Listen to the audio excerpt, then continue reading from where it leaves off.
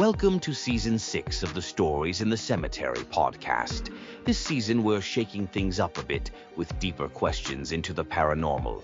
And to do that, your host, Nicholas McGurr, has invited the owner of Tales from a ghost hunter, Joshua Amen, to be his co-host. To learn more about their studies and articles, visit storiesinthecemetery.com, or you can check out the Paranormal Investigation Workbook or the Paranormal Investigator's Almanac, both available on Amazon. Stories in the Cemetery takes you ghost hunting in Charleston, South Carolina, and reveals his findings from those investigations here on the Stories in the Cemetery podcast. Let's get into today's episode with Nick and Josh. Hello, everyone, and welcome back to another episode of Stories in the Cemetery. We are in Season 6. This is episode 53. I am Joshua Amen, and I'm here with the founder of Stories in the Cemetery, Nick from Stories in the Cemetery. Yay! Guys, I didn't do the intro. How about that shit? I'm twisting it up. I love it. Welcome back, everybody. I'm just another white guy speaking. Yep, exactly.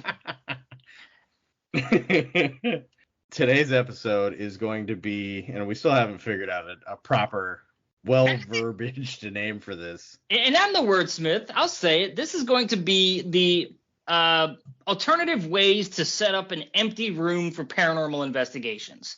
So I think that's going to be a fair assessment for everything that's going to be discussed in this episode.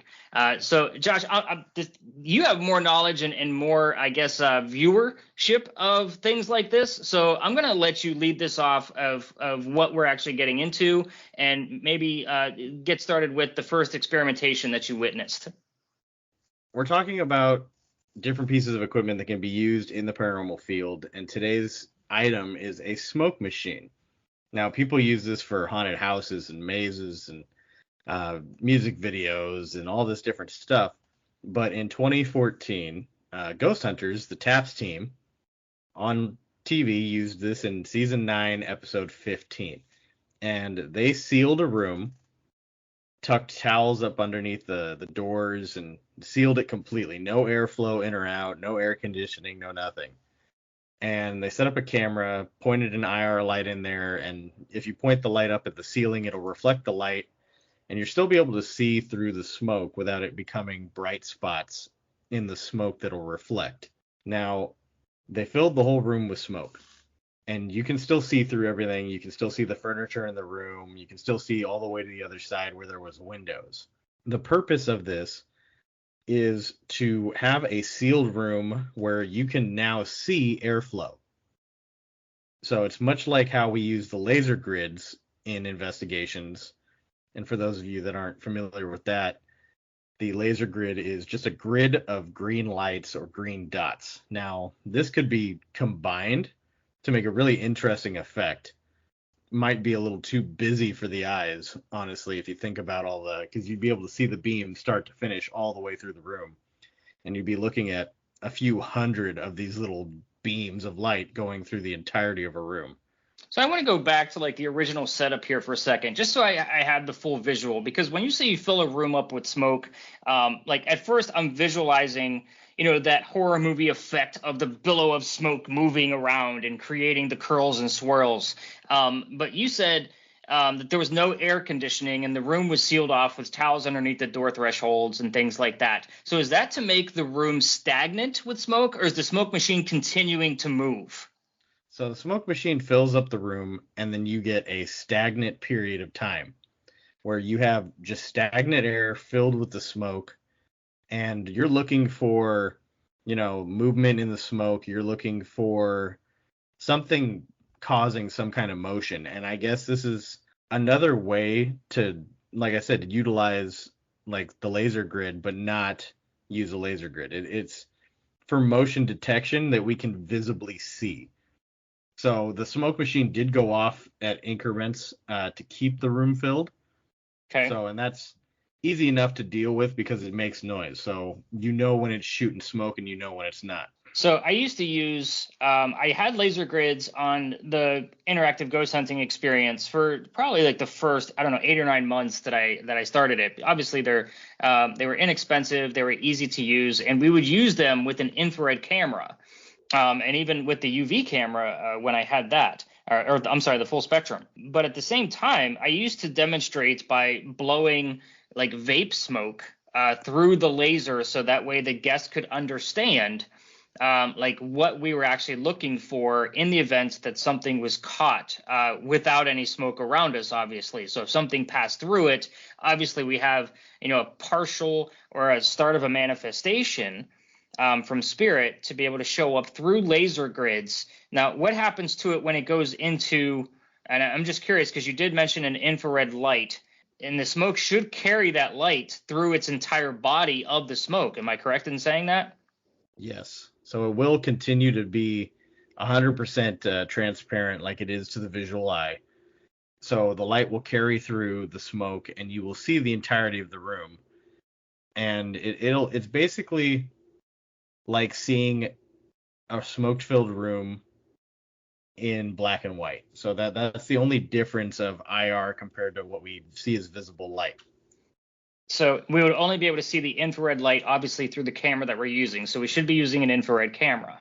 I think that's an obvious assumption.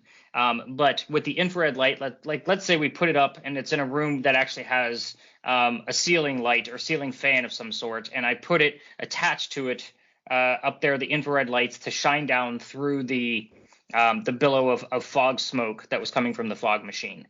We're only going to be able to see that brightness coming through the infrared camera. Again, is that correct? Correct. And I always tell everybody, like, point your IR lights up. So if you're in a location and you're trying to find a good angle to film, pointing a light at the ceiling will spread that light from the ceiling. So you're pointing it directly at the ceiling. So you're not seeing that bright light. You're not seeing that ball of light that's blowing out the camera, causing you to have a blind spot.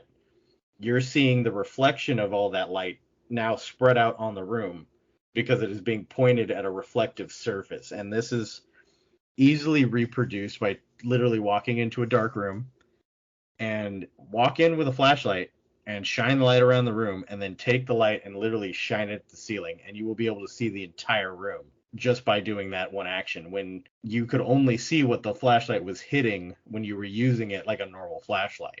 But most ceilings are white, and pointing it up at Correct. the ceiling on a flat surface will reflect it better, coming back downwards for us to be able to visually see things better. Okay, I think I understand that now. So was anything caught from the TAPS team during that episode? Because I may have seen it. I mean, it's just been ages since I've watched some of those older, and we're talking 10 years older, 10 years old at this point. So was anything caught during that time?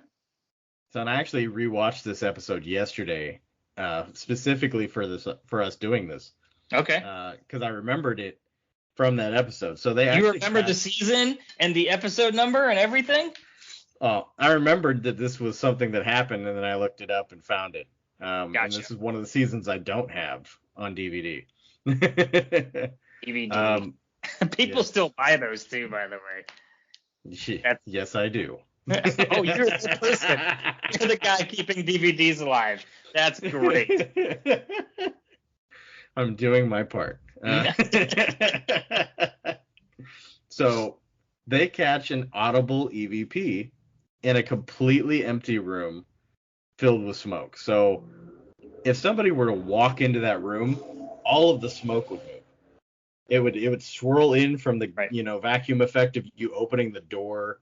It would swirl from the act of you moving through that space, and it's completely still. It is like eerily still through the entirety of the room. Fog machine's not rolling. It's not doing anything at that moment, and you hear a woman's voice. And it was really, really crazy to see how that worked.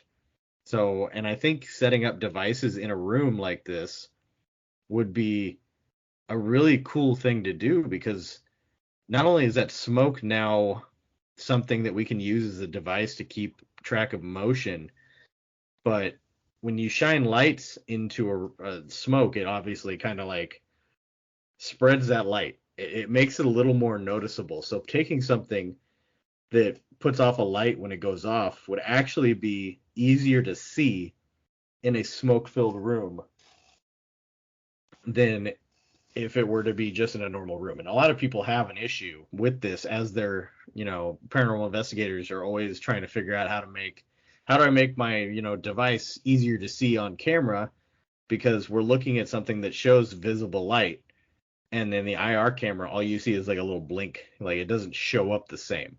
So this would be an easy way to help us spread that light and make it more noticeable. Okay, so it's basically an attachment for an IR light system. Exactly. Because it's going to disperse the light evenly across the body of the smoke. Okay, so let's take this one step further. Why wouldn't somebody, and again, this is just an alternative way. Not everybody has a fog machine, but most ghost hunters are going to have some sort of motion sensing device like a REM pod or like the REM function of a millimeter. And in your opinion, which would be better?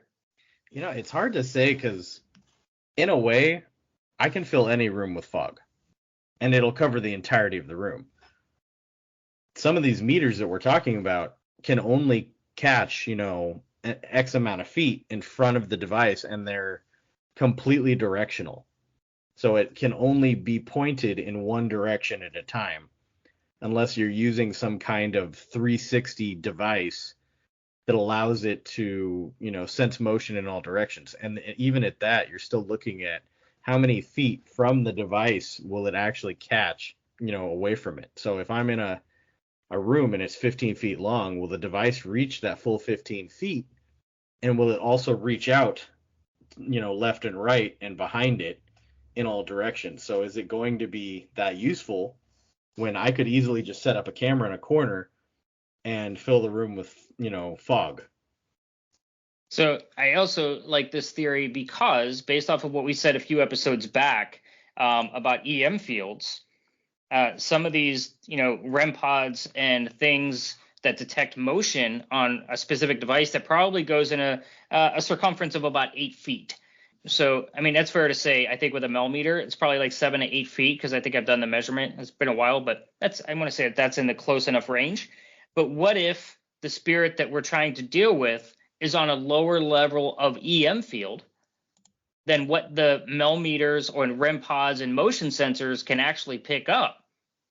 So if we have this body of fog in a room that's covering it from corner to corner, and we sense a sense of motion through that, or the creation of a silhouette even based off of the EM radiation that they are giving off, which is not being detected by a REM pod, we might have a better insight into what ghosts are made of. So is that a fair assessment to make?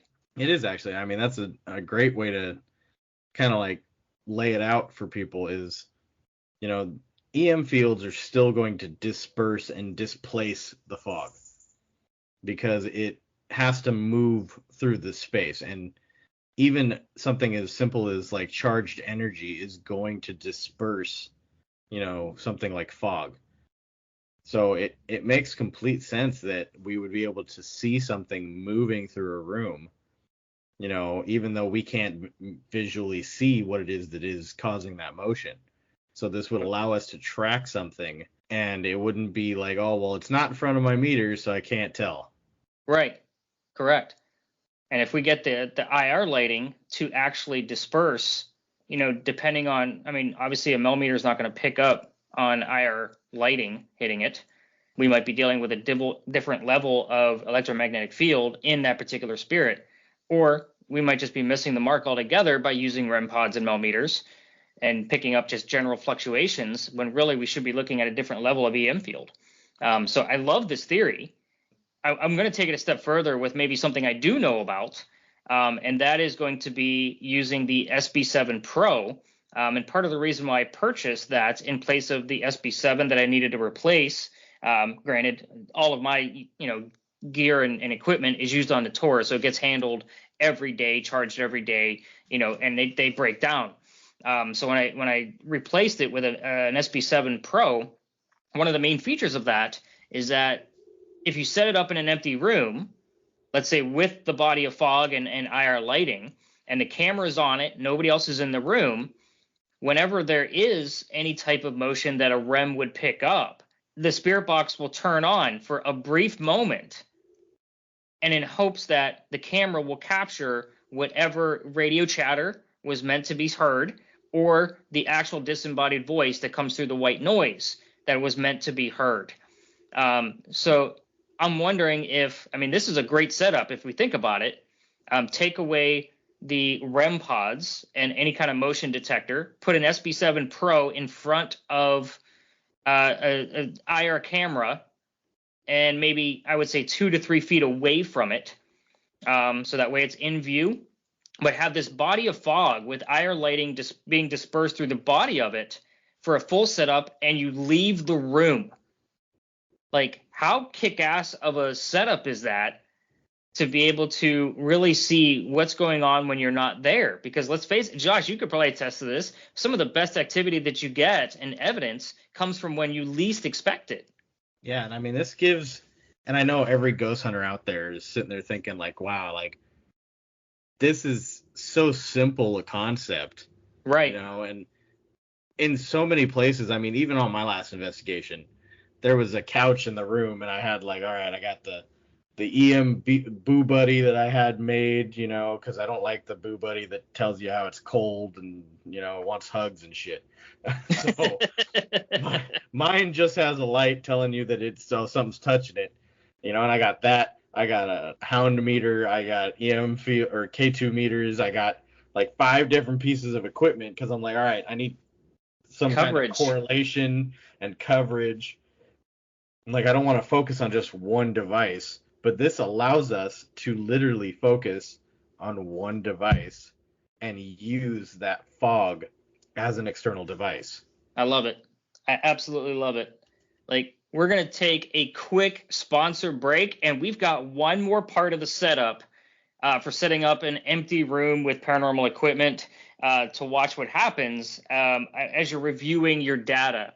But one quick moment from our sponsor. Hey, bearded ghost hunters. Are you taking care of your beard with all natural products? The Magnanimous Beard Superstore has everything you need from beard oils, shampoos, beard butter, beard balm, and so much more. You can have any of their products scented with one of their amazing 45 cents. Head over to www.yourbeardsuperstore.com and use code GHOST at checkout to receive $5 off your order. Both Nick and Josh use these products daily, and our beards look and feel great and smell great too. Head over to yourbeardsuperstore.com and use code GHOST for your discount on these magnanimous products. You won't be disappointed. If you have a white or silver beard, they even have specialized products that will help keep the coloring of your beard. Use code GHOST at yourbeardsuperstore.com. This ad is Zeus approved. I'm just here for moral support. Moral support. And we're back. Thanks, guys, for letting us put some sponsors in this show. I know we had a full year without them, but I also didn't provide a whole lot of episodes last year. I was too busy like building things and creating badass T-shirts and all kinds of shit that Josh inspired me from. But we are going to add one more element to this crazy room setup that we have going on. So we got the room filled with smoke that's stagnant, but it's dissipated through a body with IR lighting, illuminating it that we can only see through an IR camera. And then we have the SB7 Pro set up on the REM feature to only turn on when it detects any kind of motion around it. So, Josh, what is the final step for this kick-ass room we're building here? What do you got? So the final step, and I mean, this makes it kind of like your, you know, like really affordable ghost hunting kit in a way, is using like flour or baby powder or some kind of powdery substance to make it smell good. Put out. No, it depends on who's in the room. That's true. To put down on the floors so that you can get.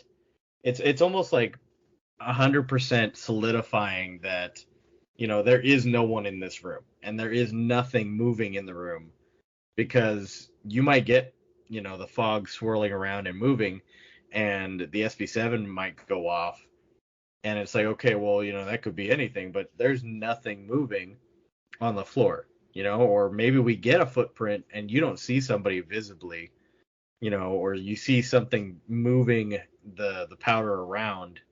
And this is a concept that originally started with like the old English Paranormal Society for, parapsychology, and like the original ghost hunters in like the 1800s, early 1900s. Okay. That would come in and investigate people's homes, and this is something they actually used on a normal basis. And this has also shown up again in a lot of the Gravity Hill stories, because every town has like 20 of them. And you put, baby powder or something on the back of your car, and you get the handprints or whatever it is. And it can be a very, very cool effect. But this also has to be done. And for those that, don't know, you can't just throw this stuff all over the place, because you will get handprints or fingerprints or something if you are not putting it on a clean surface. Interesting. Let's say I'm trying to think of a very common style of investigating where we can set this up in an empty room. We're going to go with like an old hospital. So we probably have like an old surgery room, and maybe some of the machinery is still in there. Maybe some of the chairs where they had strapped people down, or whatever the horrific type of bullshit is that people search for in the urbex exploring world. And we have tile floors. I would suggest, and this is just a suggestion of me contemplating this as Josh is explaining everybody, that I would set it up in a very specific pattern in the room. Like I would probably make an X in this kind of baby powder or flour, so that way us living people can step around it, for one. And I would probably put tape down, a color tape, probably maybe that blue frog tape, or whatever color you can find, around the edges of it, to where it's actually clean, and it should be free and clear of whatever you lay down, flour or baby powder, when you leave the room. So when you come back, you could probably detect if anything had moved. You might not catch it on the camera with a super great eye, especially if it's IR, because some of that stuff gets that parallax where it looks a little pixelated because it's dark. And I understand we're using IR lighting, but if you have any baby powder or flour, whatever you lay down, over top of that tape, you might actually have something there, and know when to, at least where to look for any kind of subtle movement after you've left the room. So that's just a suggestion that I would bring up. So, I mean, we're talking, let's kind of review this very inexpensive setup. Obviously, the most expensive thing in the whole batch is probably going to be the IR camera. And Josh, you and I both know, I mean, because we both have at least one. I know I have one, and I've used full spectrum in the past. But roughly, what's a cost for an IR camera? If you're using a normal like handheld IR camera, you're probably looking at about $150. Okay. If you're getting a GoPro adjacent model, where it's one of the little cameras, which in my opinion work just as well, but need a constant battery swap of about every hour, it's about $100. Okay. So we'll go with the 150, just for the non-savvy shoppers out there that aren't able to find, some of those more inexpensive ways to do this. So now we're up to $150 to start. A fog machine, I'm going to say Halloween time, you could probably get one for less than $50. I know you're doing some quick research, trying to find one. Let's see, your normal fog machine, yeah, 30, 50, 22, yeah. I'd say under $50 we can get a decent fog machine. So you're going to need the liquid that goes into it to create the fog. So now you're looking at, definitely the $50 based off the prices you just mentioned. So we're up to $200. Baby powder or flour is going to cost you up to $5, maybe $10 with the inflation these days. So now we're up to $210. That SB7 Pro, I want to say is around $200. But that's a nice add-on feature to kind of add into this mix. And then, of course, some type of IR light to be able to project up to the ceiling to disperse it through the body of the fog. So I would say, grand total, you're looking at less than $500. And I know that seems very expensive. But if you put any of these things by themselves, you're still going to need the camera bare minimum, along with, any of those other type of features. And I know, Josh, you love to kind of, give off like the more inexpensive ways to go ghost hunting, because there's not, always a lot of funds for a hobbyist to be able to put into this. But I think like for, some of these teams that have 4 or 5 up to 10 people on their team, if not more, they could piece together $500 to set up a room to get some truly solid evidence of any of that powdery stuff moving. We forgot the frog tape to be able to, test that out. And I'm only saying frog tape because it's easily removable and it's colored. So whatever white powder you put down will be easily seen over top of that color. So that's the reason why I brought that up specifically. But yeah, I mean, I would say under $500, you could set up a room and have it for every investigation. You just can't let anybody into the room once you set it up. And trying to find a camera where it doesn't need like those battery swaps, like every 30 to 45 minutes. So some IR cameras, like more of the ones that have that $150 price range, I want to say like the batteries that I have 4 for just in case for a 2.5 hour interactive ghost hunting experience tour at night. I changed out the battery at least once. And so they usually last about 90 minutes. So, I mean, and when the battery dies, you don't lose the footage. So that's another great feature about those. So, I mean, to me, honestly, $500 to be able to have that set up all the time. I mean, to me, that's pretty badass. I mean, I know some of this stuff, you guys are looking at Oviluses on the websites that sell those. I mean, there's $600, $700, $800 for some of those if you can even find one. And that's just for one little device. Where there's obviously alternatives to that. I've discussed it. Josh, I know I've shown you a few things about alternatives to the Ovilus, but some of these spirit boxes and some of the higher end devices, like they can get pretty pricey, $200 to $400. The Envoy alone on sale is $400, and that's kind of a new technology into the field.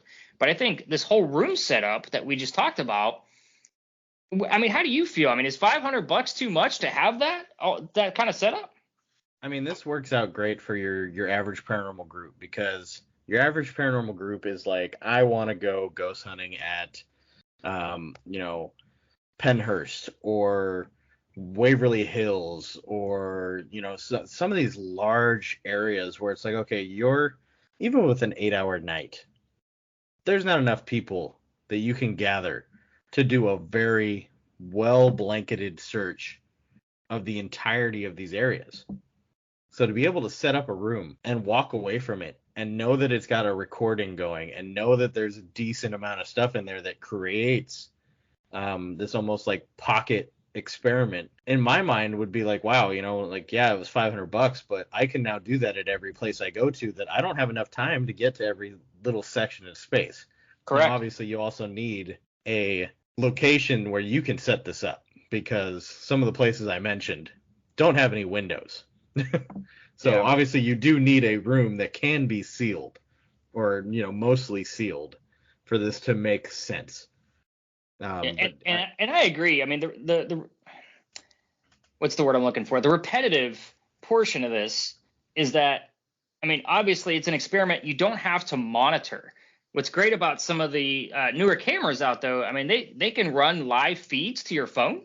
So where you can actually watch it if you wanted to have somebody monitor it outside of the room, like in a hallway or the next room over, or whatever type of setup you have. But that's still wasting a person when you can just let all of the setup do the work. You obviously have to walk in very carefully to be able to monitor anything and take pictures of the tape and anything that may have moved, but still stepping around the room in a very light manner to be able to not disrupt the scene if there is one that was caused. And then if you have one in a specific area where you see the powder that was moved, or you heard the spirit box go off from another location of your haunted space, then obviously you kind of check your time and kind of see, you monitor things a little bit. But I think this under $500 deal, it's almost like a ghost kit all by itself. You could do this and not buy anything else to go explore other parts of your haunted location. You could literally set this up and just change the battery out every 90 minutes to 2 hours and have enough footage to be able to go through it, because that's still going to take you a week to go through it all if you do an 8-hour investigation. So it could be, you just set all that up and you walk away, and there you have it. You did yourself a little investigation, an experiment, because that's what ghost hunting is, and you could see how it actually reacted. And this follows the scientific method. You've set up an experiment. There is no outside factors that are going to be in the area, like there's no outside factors that are going to cause any kind of issue with the experiment. So you don't have any variables to deal with because you are enclosing the space. So this follows the scientific experiment or method to the point of actually making this, a science the way it should be being treated. And it's in a controlled space. I mean, the word, definitely being the word control and experiment. You control the variables.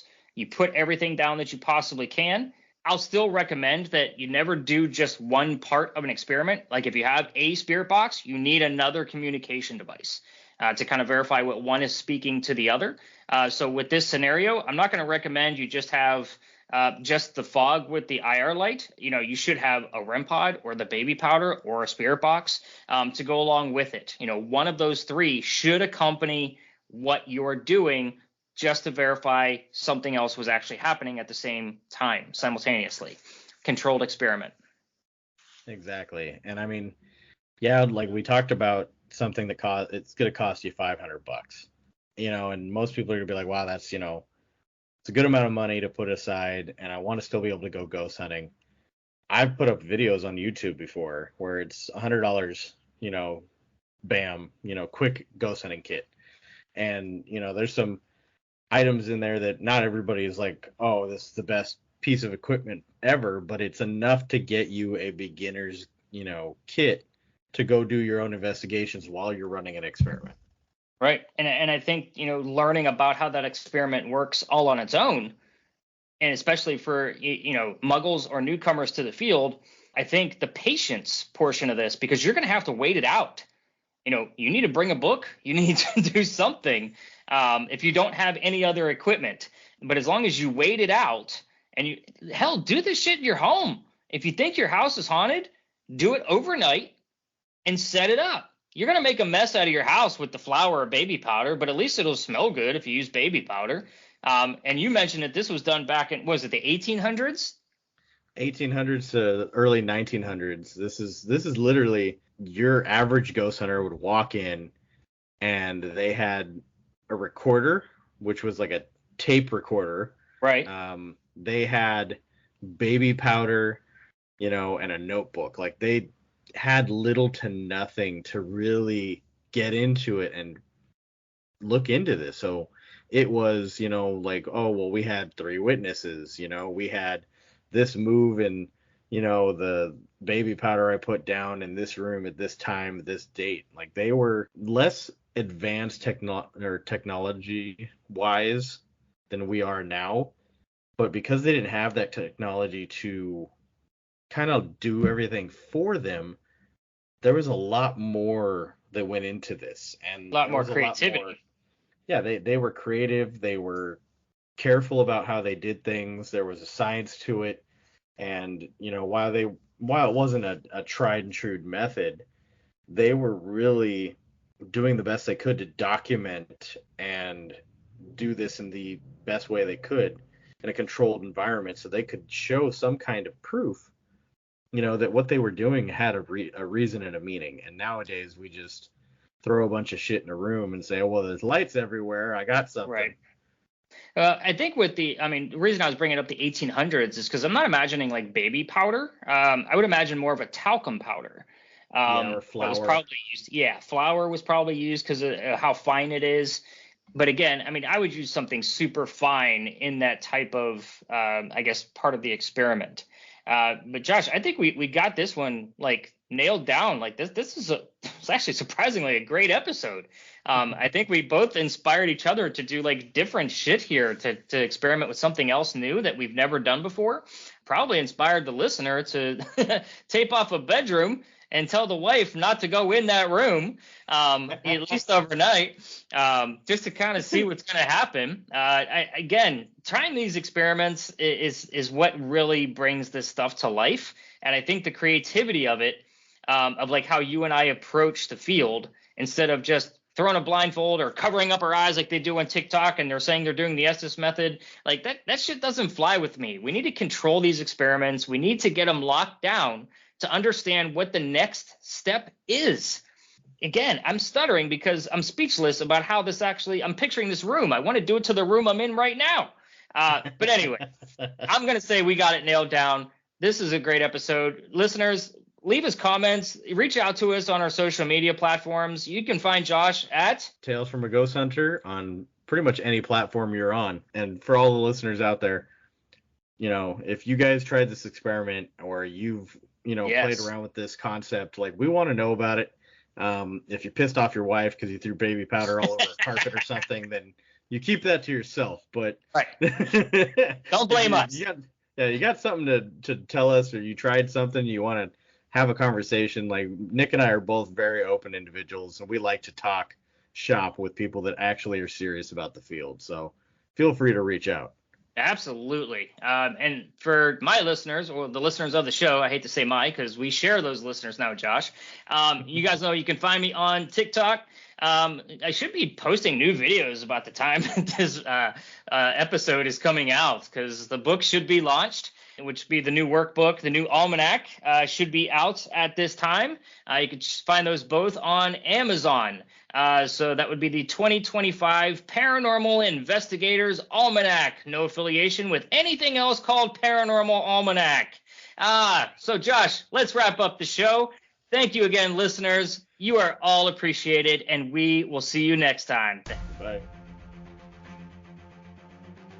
Is it on your bucket list to go ghost hunting with real paranormal equipment like you see on your favorite paranormal TV shows? You're in luck.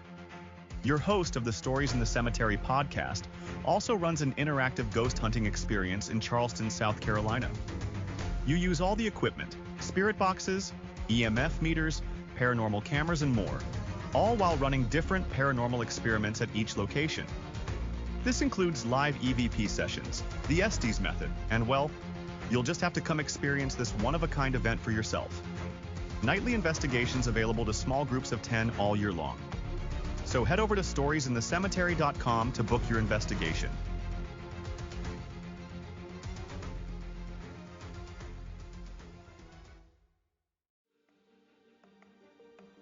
Thanks for listening to this episode of the Stories in the Cemetery podcast. You can follow your host, Nicholas McGurr, on most social media platforms under the name Stories in the Cemetery. If you'd like to follow co-host Joshua Amen, you'll find him under the name Tales from a Ghost Hunter. Be sure to check out the show notes for any links to specific articles written by your hosts and all the references used to create this episode. Happy hunting. We'll see you on the next episode of the Stories in the Cemetery podcast.